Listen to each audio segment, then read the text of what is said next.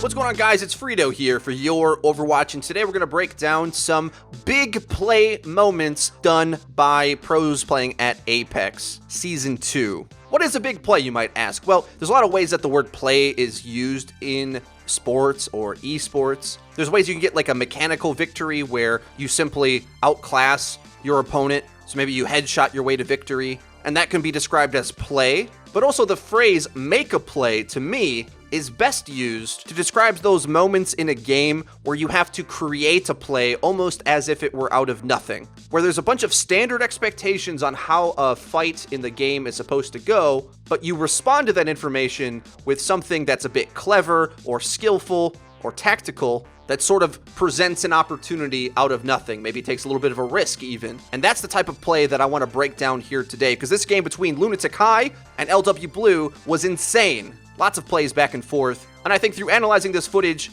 I would like the community to get more adept to playmaking in matchmaking, because oftentimes in matchmaking, you might have plays available to you, like pressing an advantage, for instance, or might be in a situation where the enemy team has ults and you don't, and the only chance you have to win the team fight is maybe to pick something off, or to go for some sort of cheeky play that is non-standard, to actually make a play happen so that you have an advantage in the team fight that you otherwise would probably lose. So the first play that I want to break down here is JaeHoon on Ana. Now, this is the best Ana in the world, guys. If you watch him stream or see him throughout Apex, he constantly wins duels. He does awesome things all the time. And here's one on a mad flank to the far left side, and he sleeps the high noon. Now, let's talk about the positioning decision that JaeHoon made coming up this left side by himself. Very dangerous. Could get picked off by a number of things, but the enemy team doesn't see it. And through a combination of the Mei wall in front of the high noon, it can't zone anything anyway, but with the McCree going down out of the fight for 5 seconds with 2 ults, mind you,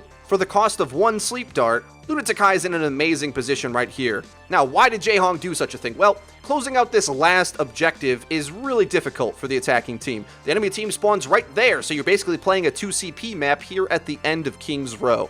What that means is, your impact into the team fight has to be immediate and overwhelming to have a good chance, because if you say like trade 3 for 3, there's a good chance that the enemy team can stall out long enough for respawns to come in and overwhelm you before long. So the play that you're looking for has to be pretty quick and immediate. So going up this left side flank is risky for JaeHoon, but it's a warranted risk because, one, he's an amazing player and can fight his way out of the situation with any luck, but also setting yourself up to hit a key sleep dart that you otherwise wouldn't be able to see from the normal angle of attack where the Rhine Shield would have blocked it, sets up for this entire team fight to be incredibly easy. Think about how much easier it would have been for McCree to be able to stun Genji here while he's zipping around in the line. Now, we're all about fairness here. Let's look at a converse example, actually, where maybe JaeHoon's aggressive positioning doesn't work out. Here, LW Blue is on attack this time. Flower on the Hanzo. He's quite sensational on this hero, and definitely was in this game. LW Blue running triple tank. So with no dive presence, you would imagine that LW Blue would have trouble really controlling this high ground in the top right. But this Hanzo's scary, man. Who Are You is a good counter for the Hanzo, but can't really find much value on it. Hanzo gets pocketed, and Who Are You runs away, which is interesting because he does have his Ana on that ledge and would have been able to heal him, so probably a massive mistake by him. But the thought process of Lunatic High here was to concave down onto the point of contact, with Who Are You taking a lot of the attention. But he can't do that if he's running to get a health pack, and he basically leaves his Ana out high and dry. And that's the problem with going for these aggressive type of plays. I mean, think about it. Maybe Ana sleeps the Reinhardt there, and then Miro lands a charge, and the entire team fight is won easily. That's what aggressive positioning can do. It can set you up for that key sleep dart. But with Ana left out in the open for the scatter arrow to hit her,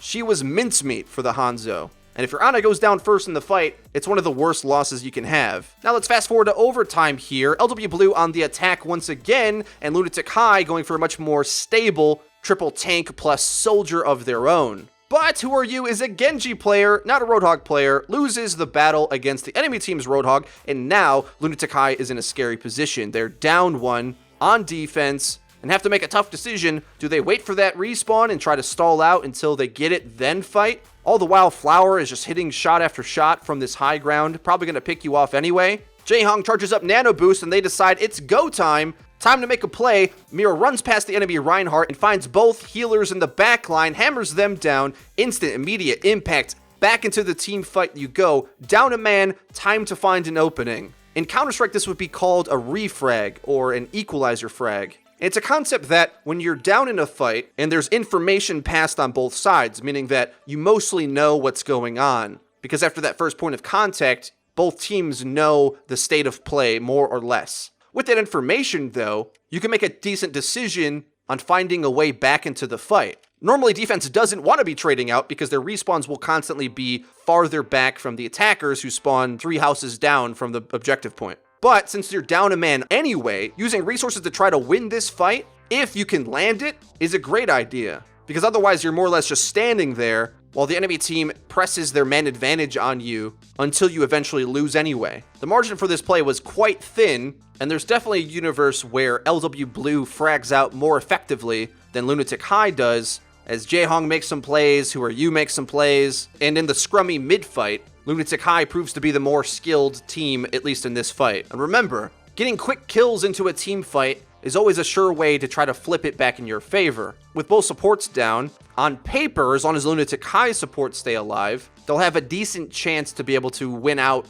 in most situations unless Flower hits some headshots on Hanzo, which you can't heal away if you get insta-killed. This aggressive move might not have panned out. Maybe if Miro catches some crowd control, a sleep dart, gets bursted down somehow, it looks like a unnecessary risk. But when you're down a man so early in the fight anyway, not taking risks is just as risky, because likely they're just going to be able to impose their man advantage on you anyway, and you're going to lose there too. Play to win, guys. Sometimes it can make you look silly if you mess up, but it's better to set yourself up to be able to make a team play or make an impact back into the fight if you are in fact looking to win it. I mean, if they all wanted to disengage there and regroup, that's one thing. But that's not what Lunatic High wanted to do. They wanted to make a play into that fight. They popped the resources, went for it, fragged out, and it all panned out in the end. Here I'm going to take an example of a time where the Miro aggression didn't pan out for them, actually. But if we look at the ultimate economy on both teams, you can see why they went for this play. The only ultimate that Lunatic High has to finish out this objective is Miro's Earth Shatter. So aside from hitting a clutch pin, sleep dart, or Maywall, it's going to be pretty difficult to find a big opening into this fight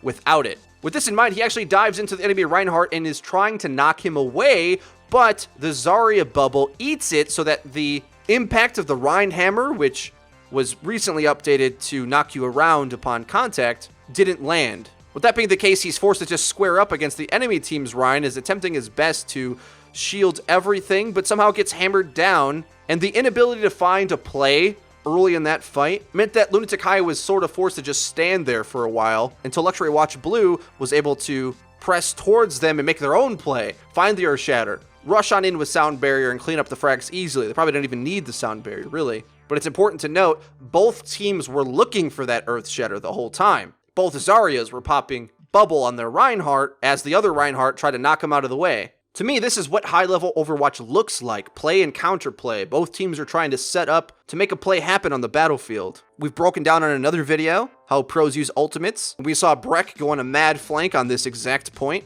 through the little tunnel way on the far left side, and maybe Miro should have considered that, as the enemy team's Reinhardt would have been facing the other direction. But that's the rub, isn't it? It's scary to go off on those mad flanks to try to set up some sort of big play opportunity, but if you play a little bit too standard and Miro just squares up against this enemy Rein, fighting him face to face, the battle stalls out and the enemy team finds the play before they do. That's why sometimes it's more risky to not go for the crazy play than it is to do it, because playing too standard can be a death sentence if the enemy team is competitive with yours. The last play I'm going to break down was from this match as well. In the final ticks of overtime for Lunatic High, 12 seconds on the board, and they're trading out quite unfavorably, actually. But thankfully, they're able to get one last regroup here into overtime, and a whole bunch of things happens really quickly. Miro jumps in, contests on the point, and doesn't drop his own personal barrier until his friendly Zarya's bubble wears off on him. Quite quickly, a very interesting exchange happens. Luxury Watch Blue looks to send the nano-boosted Reaper into the enemy team, but an interesting decision by the Winston on Lunatic High dives into the back line, making it hard for the Reinhardt on the front line to get support, because if Winston's knocking you around, it's pretty hard to heal or to focus fire the right targets. Key pocketing on the Winston too, as he goes in Primal Rage, knocking everything about, Zarya Bubble and the Zenyatta Orb on his head. And the quickness here of Miro's jump is CCing most of the team. A single swing over here knocks most of the team back as he plays some House of Pain and jumps around. This fight extends and Luxury Watch Blue drops a sound barrier, but as it wears off, we can see Miro and Who Are You cleaning up the kill feed. Now it's hard to tell, but Miro wasn't actually the main damage dealer to get these frags. It's his presence throughout the team fight and occupying so much of the time of so many of the enemy team's attention, because it's almost impossible to ignore a Winston who's picking you up like a plaything and knocking you around the map. Him staying alive and moving so quick and being so hard to hit and knocking so many of them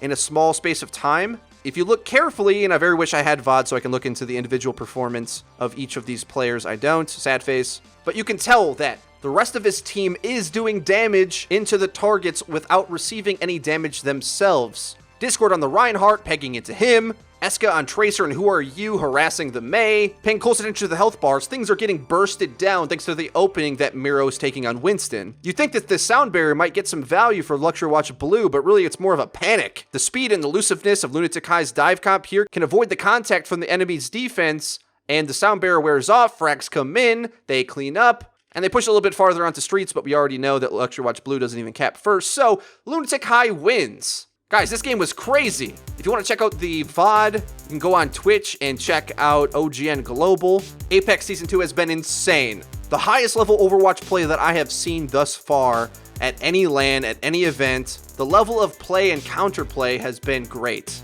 which is why I was so hyped to make a video about some of the plays that were in this one match alone. If you enjoyed the video and it helped you out in any way, please hit the like button. It really does help us out and shows that you're interested in the content. We should keep making more. If you haven't already, join the notification squad and hit subscribe with the bell icon to make sure that you get your fix of your Overwatch each and every day when we upload. Check out our Twitter, Discord server, and Twitch live stream, all linked in the description. That's been it for me. I've been FREEDO for Your Overwatch. I'll see you guys next time.